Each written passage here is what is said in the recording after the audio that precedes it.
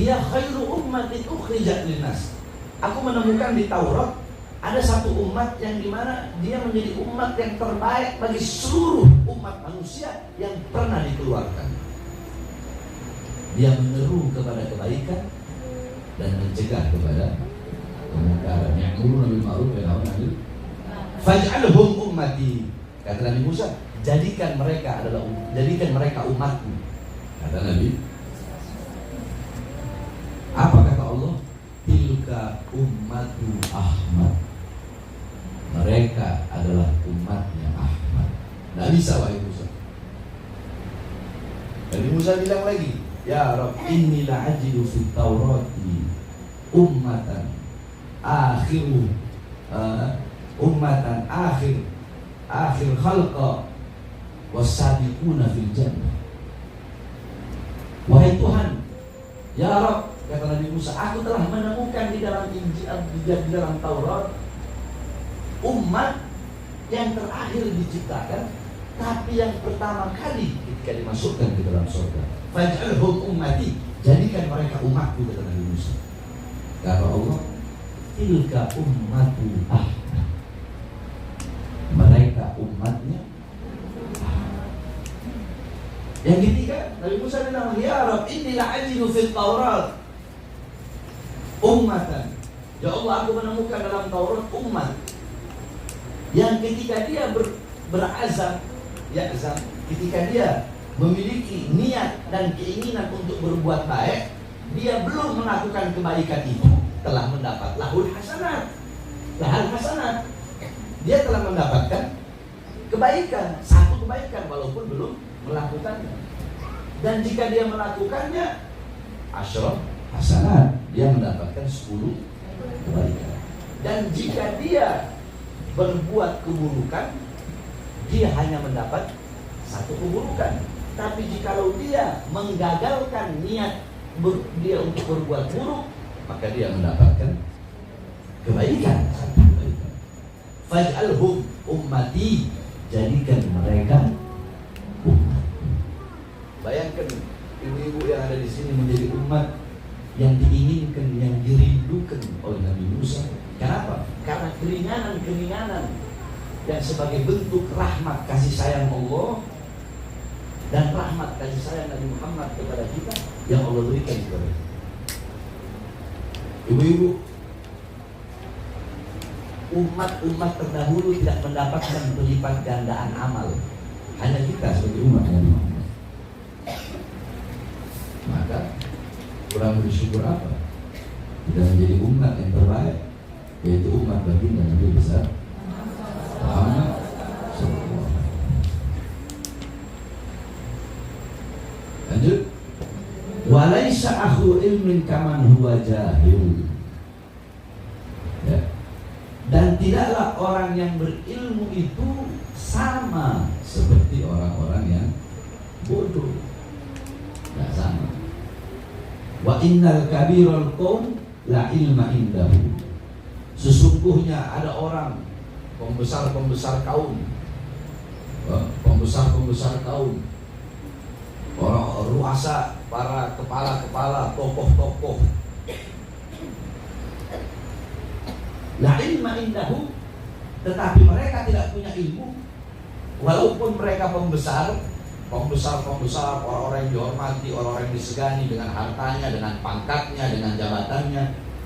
La ilma indahu, dia tidak memiliki ilmu. Sohirun, maka orang itu yang besar tadi itu, pembesar itu, ruasa itu, pembesar itu, dia besar dengan pangkatnya, jabatannya yang menurut pandangan-pandangan bohir manusia. Mereka itu sohir, kecil. Idal tafat alaihi mahafil. Mereka kecil kalau mereka berjumpa dengan orang-orang yang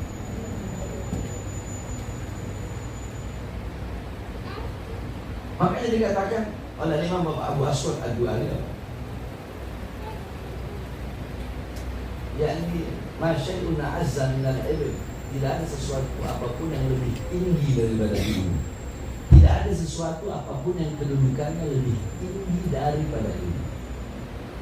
Al-muluk hukamun 'alan nas wal ulama hukamun 'alal muluk. manusia-manusia, para raja-raja, penguasa-penguasa, mereka bisa menghakimi rakyat, menghakimi manusia. Terus siapa yang bisa menghakimi para raja-raja itu? Al-ulama hukamun ala muluk.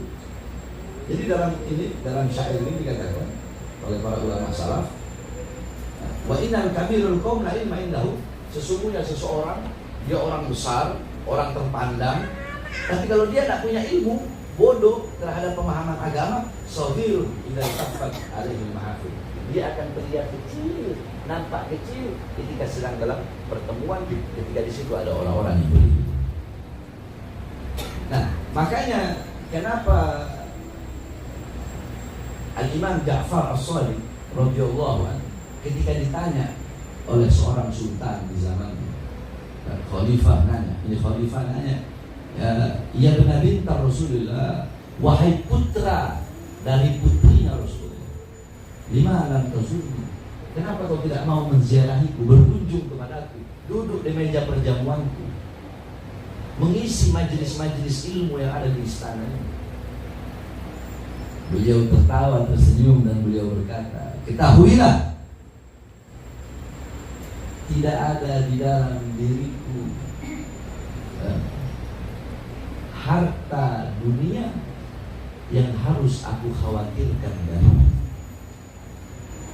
dan tidak ada darimu urusan-urusan akhirat yang bisa aku harapkan darimu. Bagaimana mungkin aku akan datang kepadamu?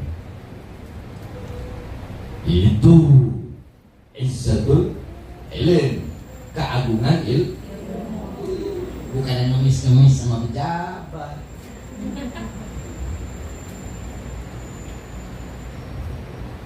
Ilmu itu didatangi, bukan mendatangi. Ini kita jelaskan keagungan ilmu, kemuliaan ilmu. Ada seorang ulama ditanya, kenapa engkau tidak pernah datang berkunjung kepada kami? Kenapa engkau tidak pernah menziarahi kami? Apa kata beliau? Beliau jawab, aku tidak mau mendatangimu. Kenapa? Karena aku ingin engkau menjadi khiyarul umara, menjadi sebaik-baiknya pemerintah ketika engkau mendatangi ulama. Dan aku tidak mau menjadi syirarul ulama, seburuk-buruknya ulama ketika aku yang mendatangi pemerintah. Jadi ketika ditanya kenapa tidak mau datang, beliau jawab, aku ingin kamu menjadi sebaik-baik pejabat yang datang ke ulama. Dan aku tidak mau jadi seburuk-buruk ulama yang datang ke pejabat. Sebab kata Imam Ghazali, kebanyakan, paling banyak kalau ada ulama datang ke pejabat itu urusannya. Dan kalau ada pejabat datang ke ulama, paling banyak itu urusannya akhirat. Sekalipun ada yang urusan dunia, tapi lebih banyaknya adalah urusan akhirat. Maka seorang ulama harus yu'tihimun nasiha wal irsyad. Paham ya? Jadi sofir, mereka akan nampak, akan kelihatan ada nilai, ada harga. Sebab tidak ada kedudukan yang lebih tinggi, yang lebih agung setelah Nabi dan Rasul selain daripada Sayyidina Umar bin Khattab bilang apa? Nahnu qaumun a'azzanallahu bil Qur'an. Kami adalah kaum, kami adalah golongan, kami adalah anak-anak muda, kami adalah kelompok lelaki yang kami dimuliakan dengan Al-Quran, dan kami tidak mencari kemuliaan selain daripada Al-Quran. Al-Quran apa? Sumber ilmu. Paham?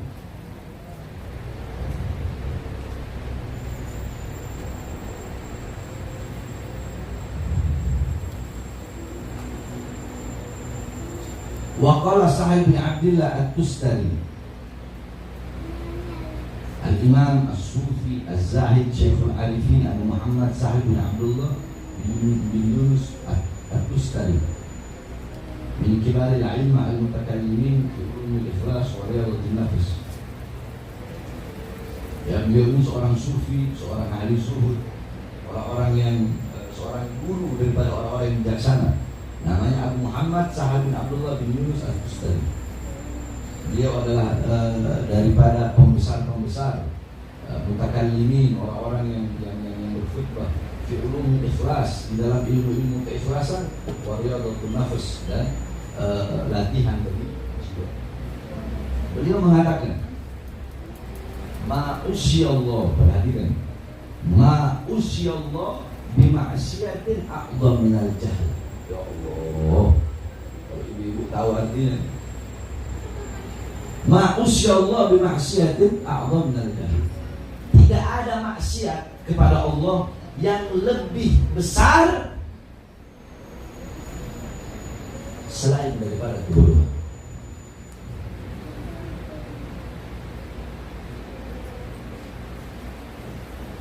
Tidak ada maksiat yang lebih besar selain daripada kebodohan. Karena kebodohan itu adalah mamba'u kulli syarr, sumber segala keburukan, sumber segala kejahatan. Itu adalah kebodohan. Kecintaan seseorang kepada dunia. Karena dia bodoh. Kalau dia tahu dunia itu tidak ada harganya, kalau dia tahu dunia mal'unatun, maka tidak akan dia mengkhawatirkan atau merisaukan segala sesuatu yang telah dijamin oleh Allah Subhanahu wa ta'ala. Sehingga dia mencari dunia dengan sibuk-sibuknya, pagi, siang, sore, malam cari dunia, sampai lupa, sampai lalai kepada Allah Subhanahu wa ta'ala. Udah gitu dunia dia nak dapat, akhirat tidak dapat. Kenapa? Karena waktu dia untuk mencari akhirat telah habis, dia sia-siakan dengan mencari dunia. Kenapa? Karena kebodohannya. Belum lagi dunia menyebabkan permusuhan, menyebabkan keretakan, hancurnya rumah tangga suami istri. Anak bunuh bapak gara-gara dunia, anak bunuh ibu gara-gara dunia, orang tua bunuh anak gara-gara dunia. Bahkan orang tua membunuh anak bayi yang tak bersalah, mereka buang gara-gara dunia. Orang-orang yang menjual agama demi kehidupan dunianya, berapa banyak yang mereka mencabuli santri-santrinya.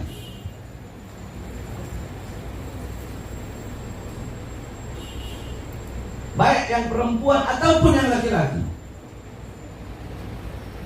Bukankah ini yang dikatakan oleh Rasul, hubbud dunya ra'su kullil khati'ah? Cinta dunia adalah pangkal, otak, sumber dari seluruh kejahatan yang ada.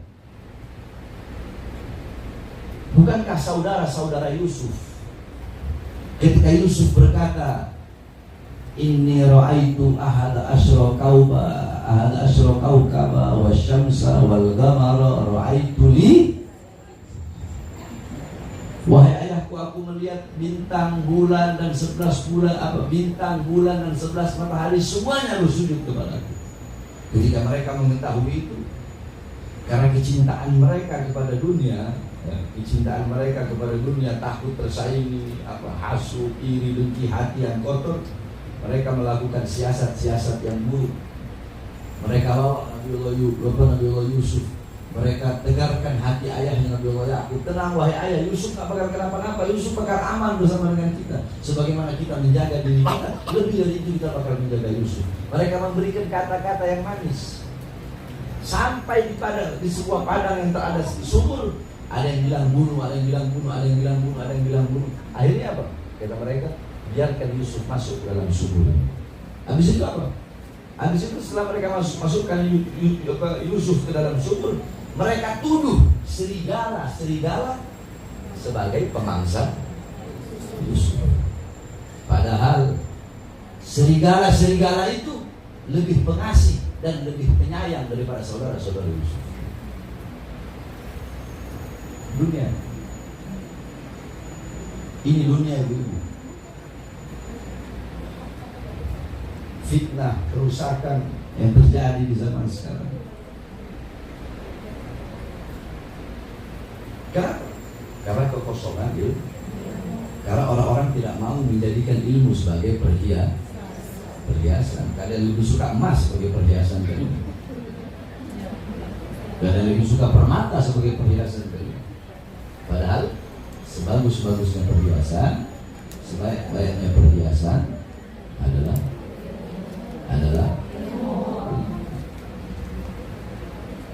maka mulialah engkau dengan ilmu, agunglah engkau dengan ilmu.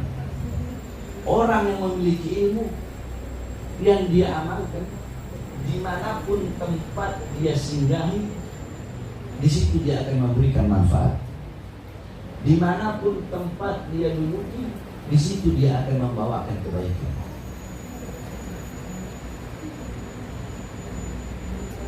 Paham?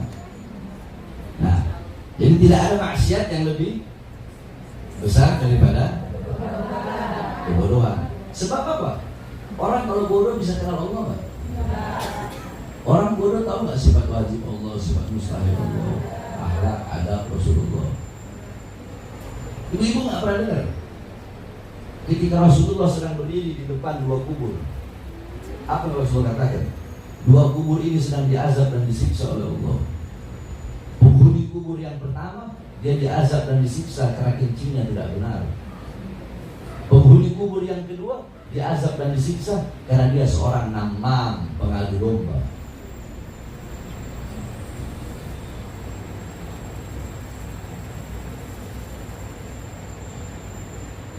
Wakilahu, dan ada yang bertanya kepada beliau, Al-Imam Sahal bin Abdullah At-Tustari, yang mengatakan tidak ada maksiat yang lebih besar daripada dosa.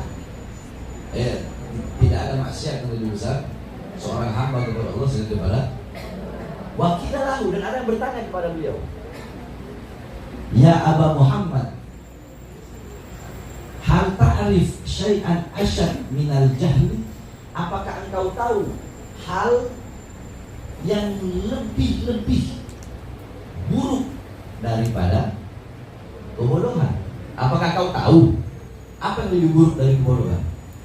Qala, na'am, ya, aku tahu. Apa itu? Al-jahlu bil-jahli. Orang bodoh yang gak tahu dirinya bodoh.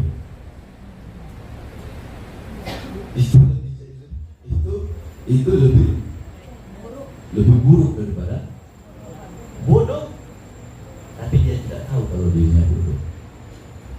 Kultu, aku berkata, kata Habib Zain, bahwa hal ini senada kama qala Imam Ghazali, sebagaimana dikatakan Imam Ghazali, li'anna al-jahla bil jahli yasuddu bil kulliyati babu ta'allum.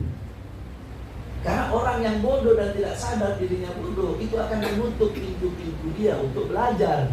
Bagaimana dia mau belajar kalau dia tidak tahu dirinya bodoh?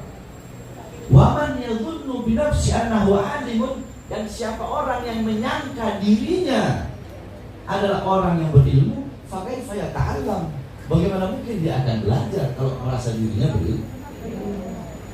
Maka ibu-ibu, tidak ada batas, tidak ada jenjang waktu dalam menuntut ilmu.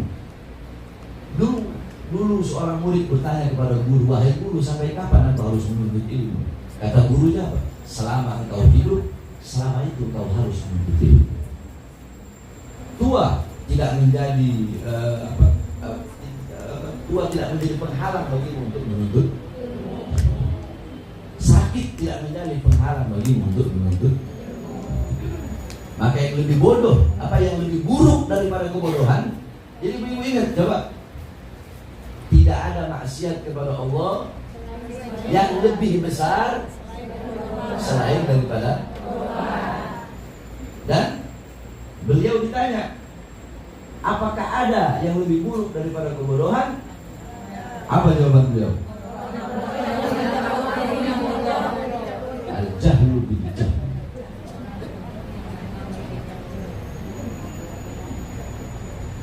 Wa kadzalika afdalu ma utiya Allahu bil ilm wa ra'sul ilm al-ilmu bil ilmi kama anna ra'sul jahli al-jahlu bil jahl. Jadi kepalanya ilmu, pangkatnya ilmu, kepalanya ilmu pokoknya ilmu, al ilmu bil ilmi, adalah orang-orang yang mengetahui. Kalau orang-orang yang mengetahui ilmu, al ilmu bil ilmi, orang-orang yang mengetahui ilmu, atau orang-orang yang tahu kalau dirinya berilmu. Ini pokok daripada ilmu. Kama anna, sebagaimana kama anna ra'sal jahli, sebagaimana pokoknya kebodohan al jahlu bil jahli, bodoh yang membiarkan bodohan.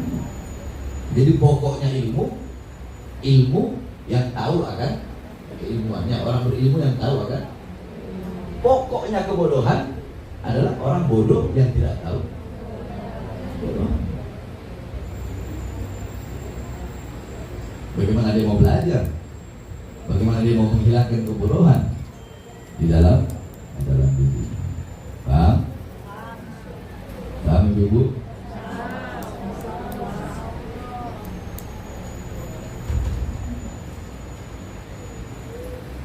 Perhatikan.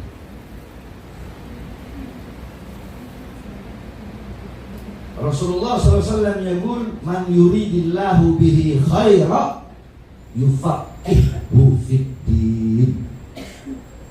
Kata Rasulullah, siapa orang, barang siapa, ya, barang siapa yang Allah kehendaki baginya kebaikan, Allah berkehendak untuk memberinya kebaikan, yufaqihu fid din, Allah akan berikan orang itu pemahaman dalam urusan agama. Jadi kalau Allah menghendaki kebaikan atas seseorang, pasti akan Allah berikan dia pemahaman terhadap man salaka thariqan yaltamisu fihi ilman sahalallahu thariqan ila jannah. Siapa orang yang menempuh suatu jalan untuk menuntut ilmu, maka akan Allah permudah jalannya untuk masuk ke dalam surga. Atau salakallah, atau akan Allah tempuhkan baginya jalan untuk menuju surga.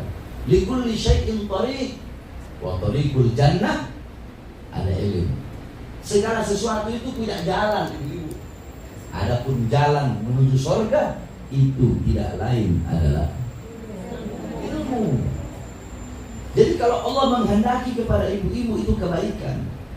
Kebaikan apa? Kebaikan dunia, kebaikan akhirat, kebaikan dalam diri ibu-ibu, ya.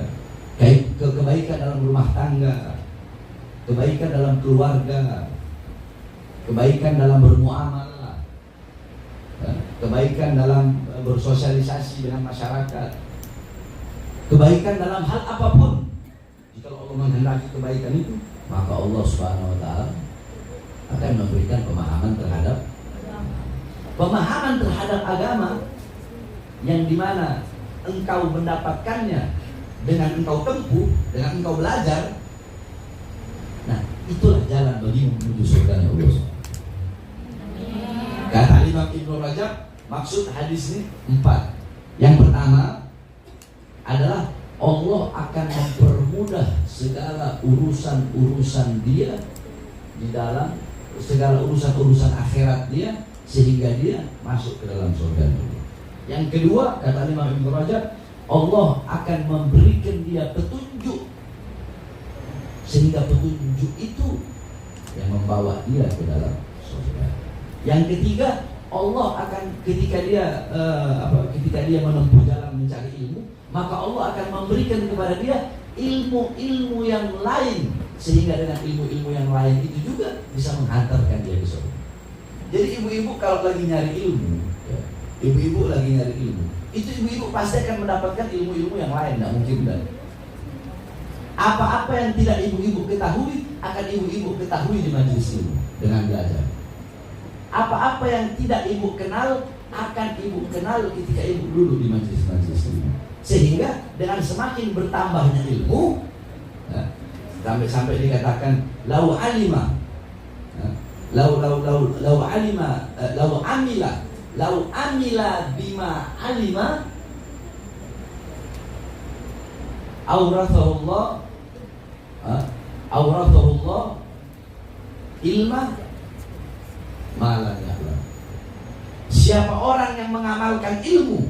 Siapa orang yang mengamalkan ilmu? Siapa orang yang mengamalkan apa-apa yang ia tahu, maka Allah akan memberikan kepadanya, mewariskan kepadanya ilmu-ilmu yang belum dia tahu.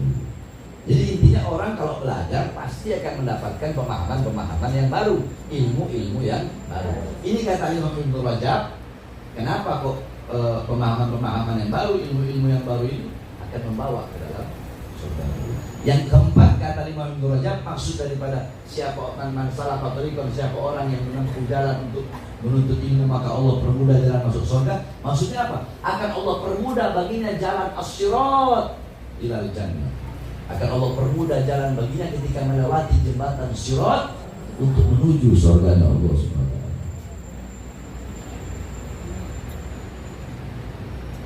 taala. Nah, ibu-ibu sekalian yang dimuliakan oleh Allah Subhanahu wa taala. Setelah kita tahu bagaimana mulianya ilmu, bagaimana agungnya ilmu, apakah kita akan menjadi musuhnya ilmu? Apa maksudnya menjadi musuhnya ilmu? Orang-orang yang tidak mau mencari ilmu, orang-orang yang tidak mau mencari ilmu, ya berarti mereka memusuhi ilmu.